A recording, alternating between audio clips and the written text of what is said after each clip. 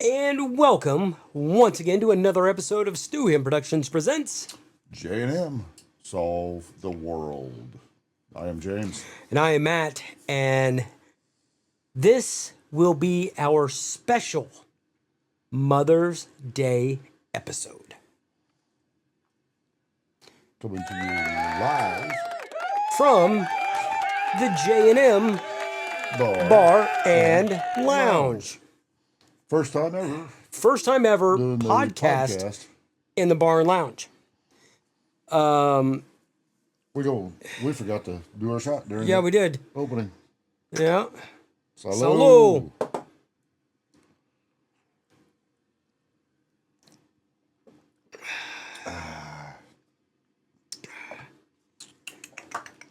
Now, Not a cinnamon butter. nope. And luckily, I have found in the state of Kansas, they still sell the Devil's Devil. God bless Kansas. I think are words that nobody's ever spoke before, but No. just kidding, Kansas. I'm not. Except during basketball season. Well, But not this last basketball season. since this is our KU didn't do Since it. this is our Mother's Day special, I have to say that since my mother was born in Kansas. There you go. My mother was born in Illinois. Now, Or as we've called the People's Republic of Illinois. yes. Now, this year, for this Mother's Day, it's just James and I. And we have something very in common. Unfortunately. Yes, very unfortunately. But as they have said, that the only time somebody truly dies is when you stop talking about them. Right. And, you know, I know your mom, as well as mine, were big supporters of what we did in the band.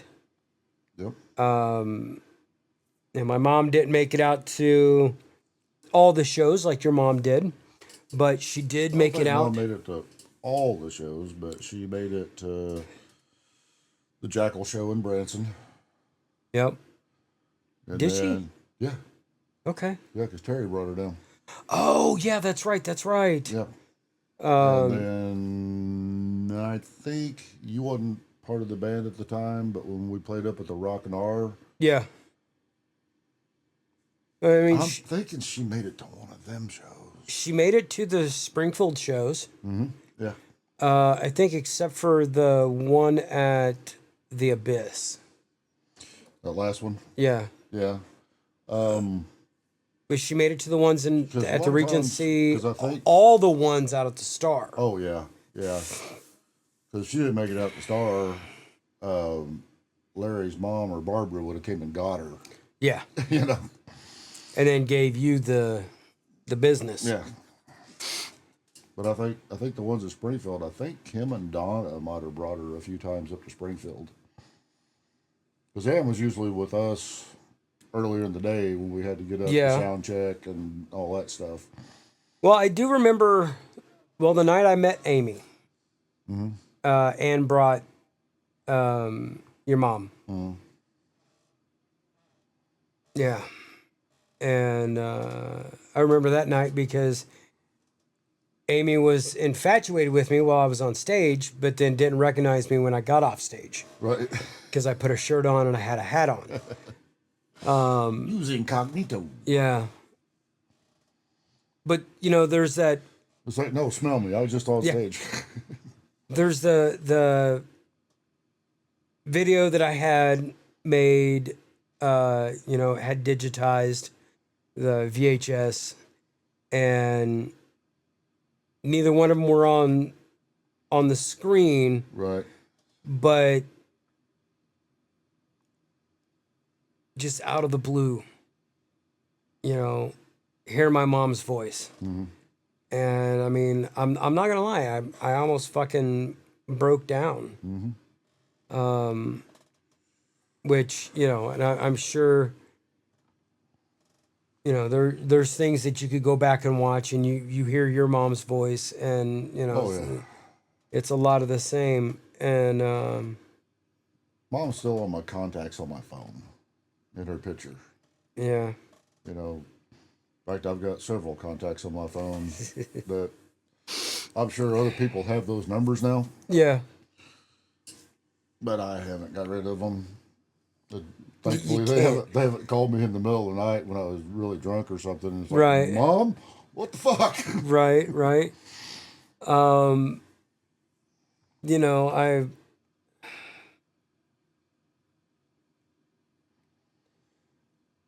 I was very fortunate at a young age that, well, unfortunate because my parents weren't married or they were divorced.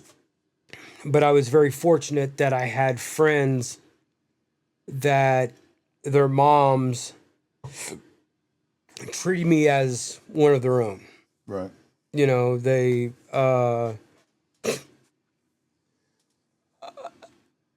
one of my friends' moms, Peggy, my friend Chad, his mom, Peggy, um, she enjoyed whenever I would come over to stay the night and hang out and everything Mm-hmm. because of the way that my mom raised us. Right. Yes, sir, no, sir. Thank you, no, thank you. Yes, ma'am, no, Oh yeah. ma'am. That's And because we came from the silent generation or the greatest generation. well, no, my mom was a boomer. Oh, that's right. Yeah, No, my mom was my parents were. right. My dad was in World War II and stuff. So yeah, that was My mom was born in 49. My right. dad was born in 43. But I mean, that was the way it was, and that's the way I was to all of Mm-hmm. my friends' parents. And you know, they enjoyed having me over there. I wasn't a burden. You know, I didn't think twice about helping clean it up or you know, may I? Thank you. Could you help us move this couch? Well, sure. Sure, yeah. Yeah, yeah. Um, Can you help us install this air conditioner? Okay. my friend Aaron, his mom Ellen, still to this day, and you know,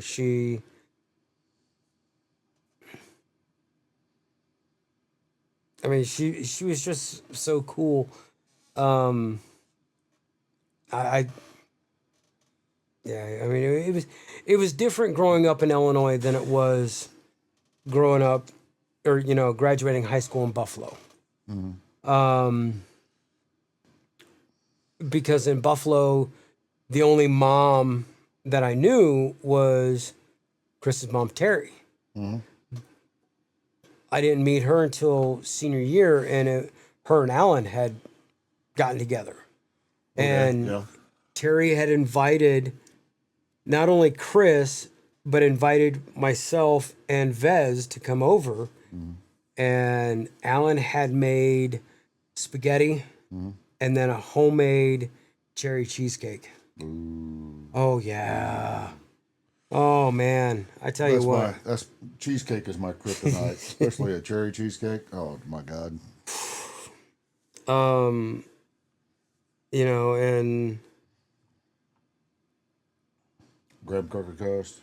oh, God. Yeah. See, that's kind of funny because we talked about this earlier. Mm-hmm.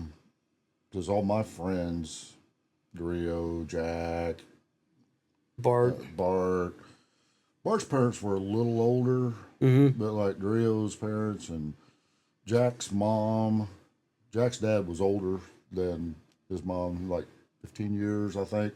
Sorry if I don't remember exactly, Jack, but I know he was quite a bit older. But they were more like siblings to me because they Right. were the age of my siblings Right. or real close. You know, they were like 18 years older than me, where Gary was 15 years older, but Herbie was 19 years older. Right. Right. You know, so they were more like siblings. But you mentioned Terry. She was my big sis, Right. but I knew her since I was 3.5. So she was kind of that motherly figure, Yeah. you know. Right. I mean, sat and basically taught me how to read, looking at kids' Right. books and Right. stuff, you know. And I you know, and I regret the fact that I didn't get to go to her funeral, but it was down in the Boot Hill. It was during the week, and I just couldn't get off of work. I mean, Right. Kevin would have probably let me off of work, but Excuse me. then I'd have had to been there like 24 hours to get the shit done Right. by Friday. Well, on that same note, kind of, my uncle Bub, my dad's, one of my dad's older brothers, he passed away like a week after my mom. And I mean, I couldn't get the time off work Right. to drive from Tennessee up to Kansas City. And B, I wasn't ready. Yeah. I mean, Yeah. Because, you know, I remember when I lost my dad back in '96. I was 29. I've lost, because being born late like I was, right. I mean, because my dad was 46 and my mom was 39 when I was born.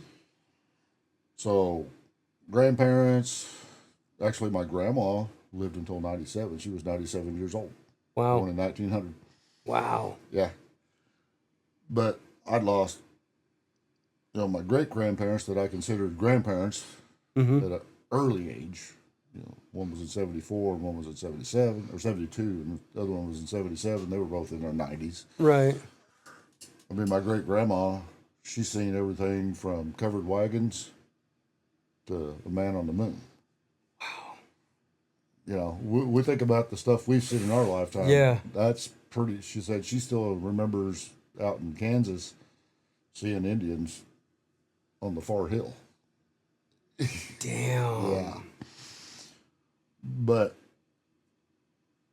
so being that late, I'm like, you know, I lost my dad. I was 29. I turned 30 that year. But that changed my whole outlook. Yeah, maybe that's what I want to say. There's probably a better word on funerals. Because I had so many people come up to me and hug me and say, I'm so sorry. Right. And after about the 100th time, I'm like, what are you fucking sorry for? You didn't have nothing to do with it. Right. I understood the sentiment, but that made me, when I go to a funeral, I remember to add about your loss Correct. to that statement. Yes.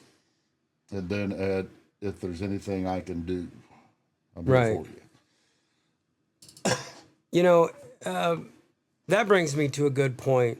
And I'm not trying to make, we're not trying to make this a downer sort of thing, but it's just some of the stuff that we went through after we lost our moms.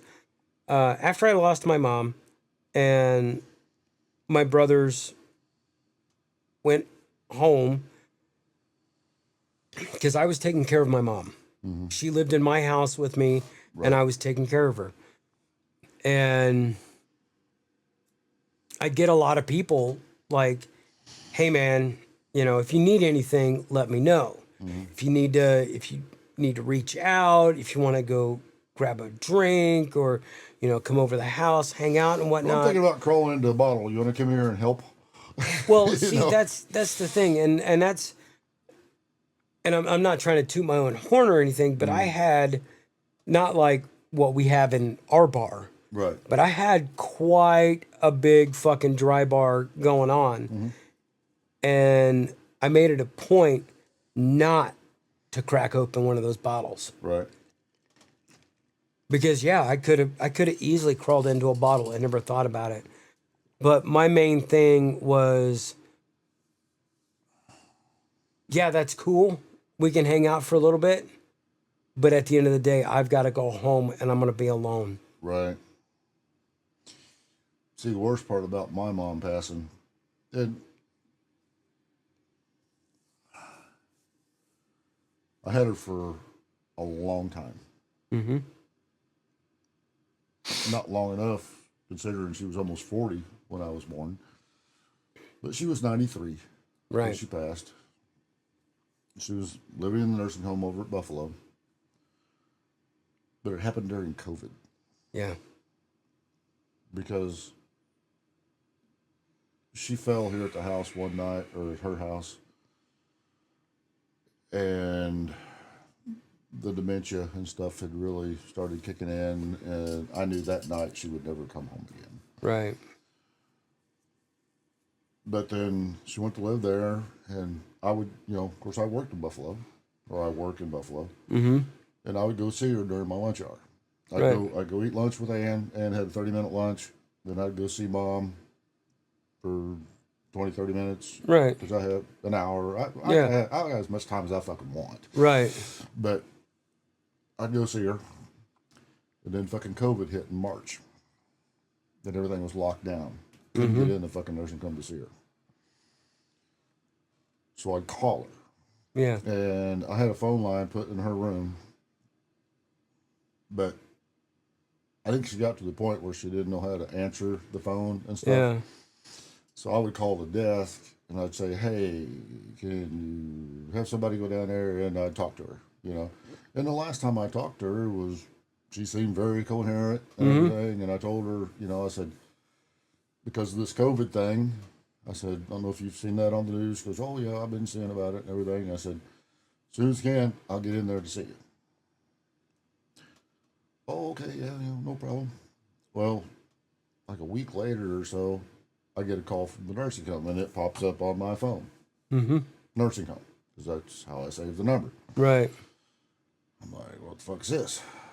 And this lady come on, and she's like, "Hey, I just wanted to let you know your mom had some sores on her hip and stuff, and we had uh, them come in and do some X-rays." I'm like, "Okay," and she goes, "Then I went back in to check on her about an hour later, and she'd passed." And I'm like, "What?" Yeah.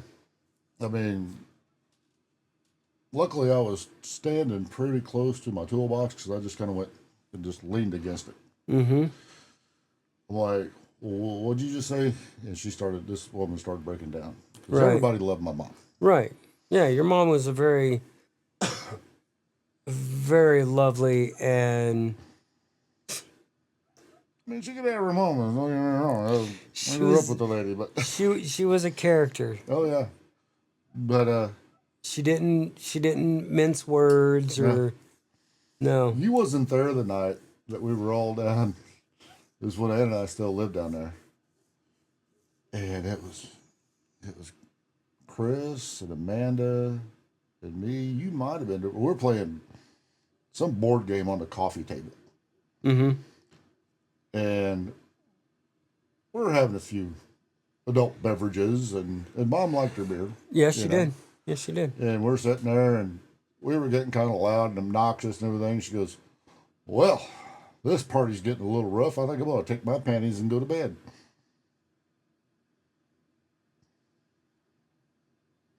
It's like, "Okay, Mom." It's like, "Well, what kind of parties did you and Dad used to go to?" Oh, but that was tough, not seeing her and then hearing yeah. she just passed. I'm Yeah. like, and I said, "Has she been sick? Did she have the fucking COVID?" "No, no, Right. no, she wasn't sick." And I'm like, and then I heard later, Herbie he was telling me that they had talked to the people there and said whenever they came in to do the X-rays and stuff, she was cutting up and laughing and flirting with the guys and stuff, Mm-hmm. and then she went to sleep, which hopefully that's the way it all went down, Yeah. you know. Yeah. I haven't been in that facility since. And I mean Not that I just can't bring myself to go in there. right. Frank's wife, she was in there. She got COVID, and her dementia and everything's bad, and she passed last year. But I was talking to Linda, and she said that she'd went in there one time to see her, and said she didn't know who she was. And she goes, I didn't feel bad about not going back because I just couldn't hardly bring myself to go in there. Mm-hmm. You know. You know, and I'll say this. Since then, and I mean even before then, you have had very strong women in your life that I got 3 of them within a quarter of a mile. yes, Well, that 4. oh yeah, Shout out Nikki. right. That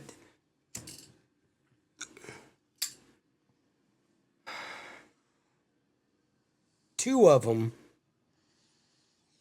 specifically. One that lives there in the house with me, Yes. and one that lives down the road there just south of Little Ice. Nope. Nope. Nope. Nope. West. Ah, okay. They yes. They're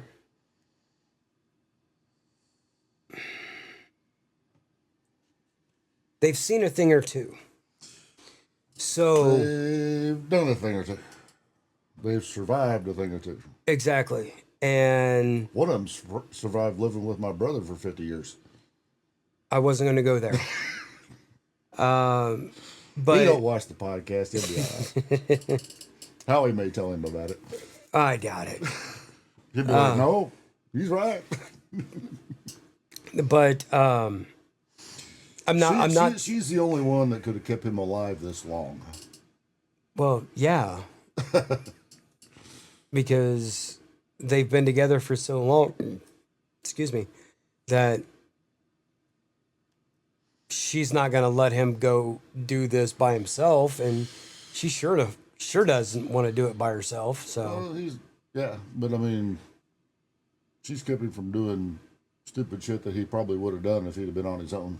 yeah.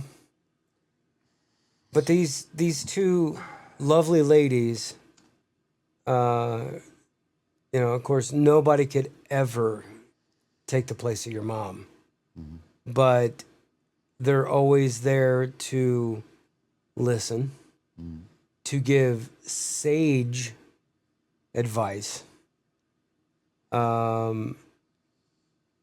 and be your biggest fan. I mean, even though your wife won't come on the podcast. She hates it when I take her picture, so. I mean, you've even had your daughter on the podcast. She didn't want to be on video. No, but that podcast is one of our top podcasts on Spotify. Yep. And, but I mean, it's just the fact that you have the support system around you.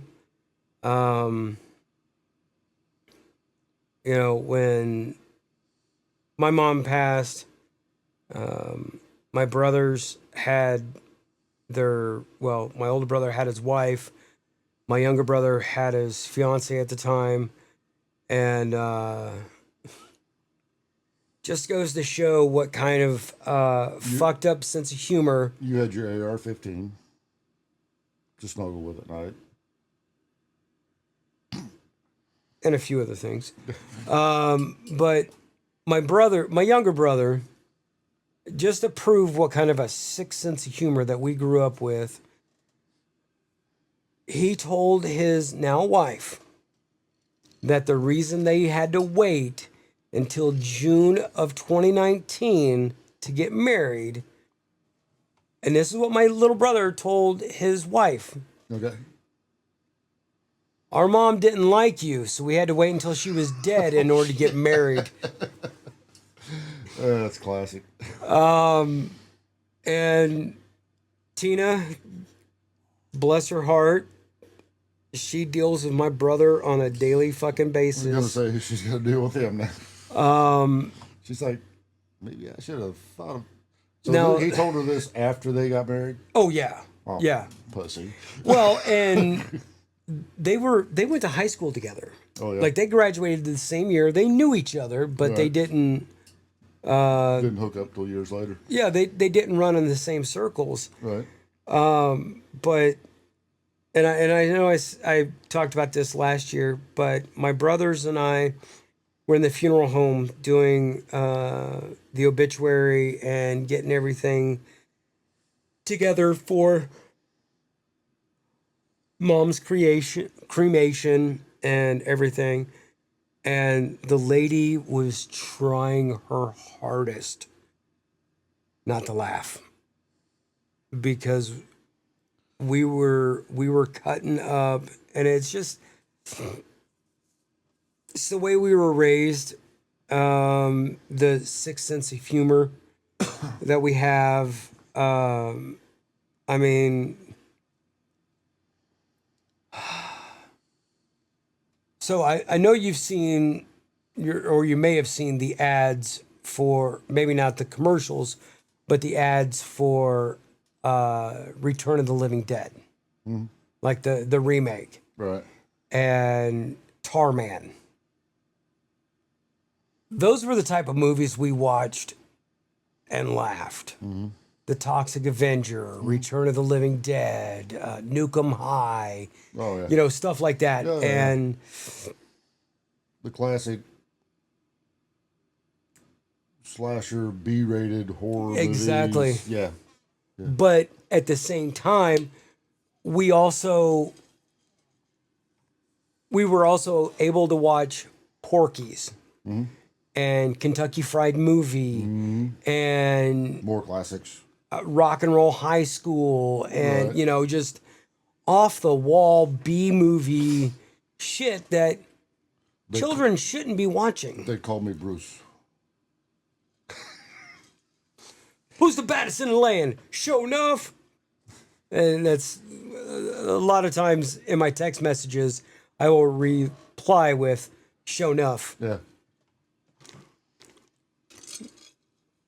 But Oh, you eat sushi? I eat sushi every day. My girlfriend Susie.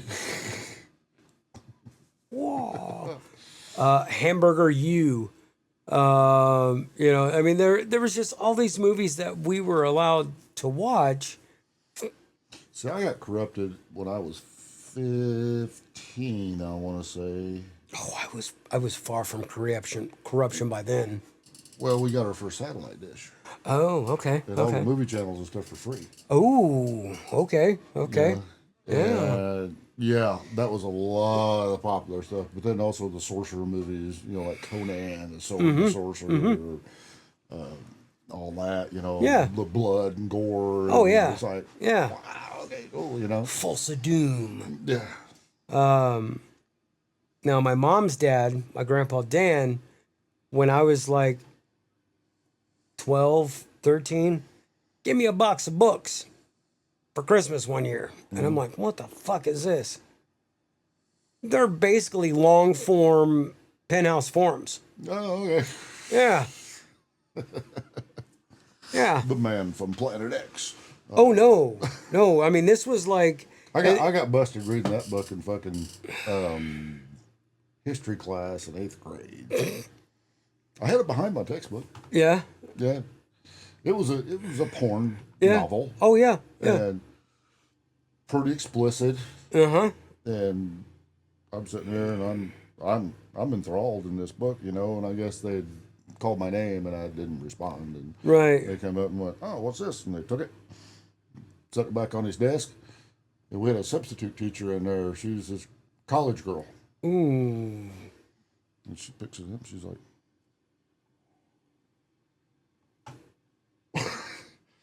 but I got it back after class.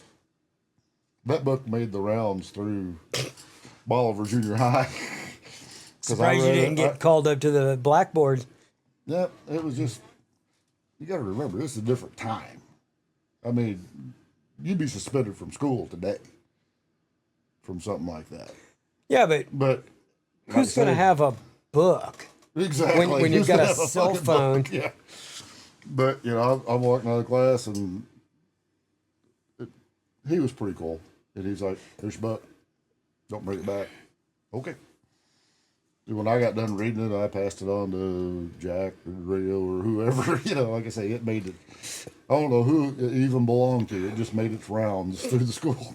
Right, right. But you know what? It's Mother's Day, and I That's how we deal with grief. We go into stupid humor. yeah, I want to say Happy Mother's Day to Tony Higdon Hembry, my stepmom, Ellen Walk, Peggy McLean, that's Aaron's mom, and Chad's mom, two of my oldest and dearest friends. I want to say to my daughter's mom, Teresa, to my adopted daughter, Emma, and Caitlin. Happy Mother's Day. To my sister-in-laws, Tina and Tanya, and Jessen. Happy Mother's Day.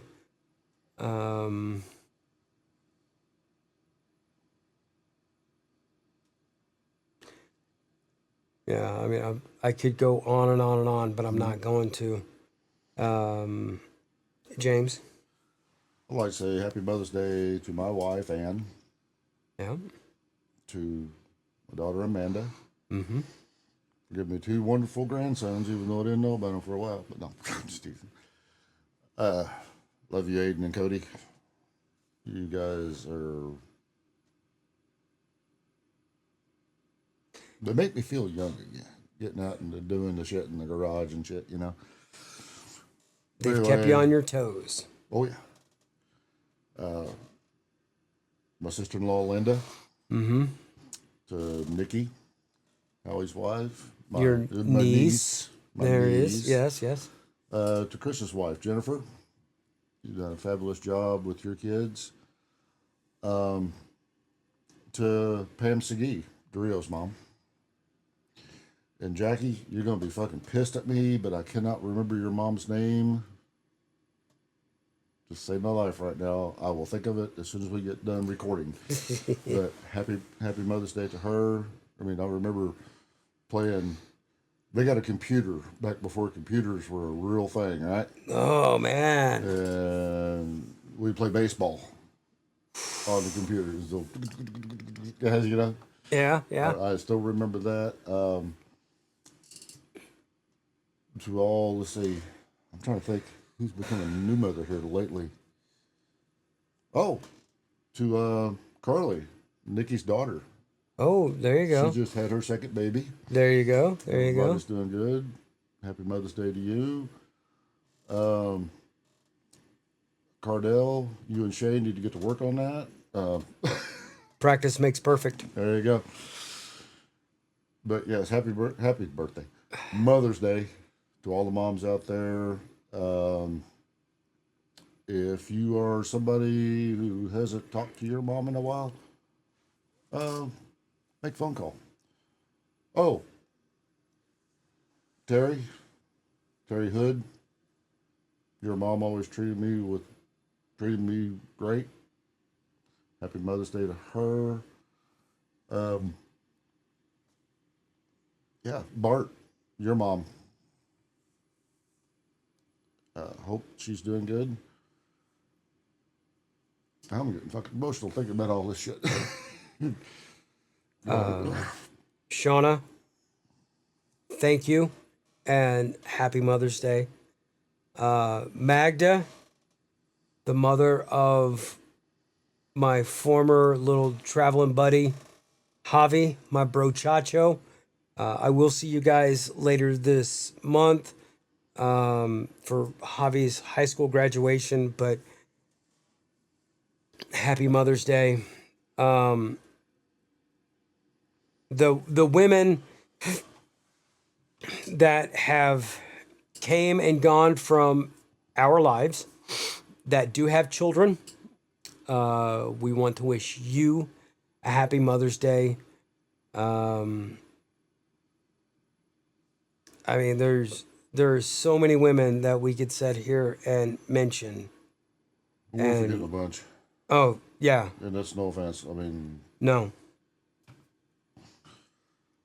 We know who you are. You know who you are. And most importantly, happy Mother's Day. But you have just watched a special presentation of Stu Him Productions. present. Presentation. Presentation. Oh, Yeah. okay. No. J&M solve the world. I have been James. And I've been Matt, and we've recorded live in the J&M Bar and Lounge. And once again, happy Mother's Day. But How they do that? there it is. You keep one fist in the gold, one foot in the gutter, and we will be seeing you. Peace. We'll do the love. Simple. Yeah. I've done this.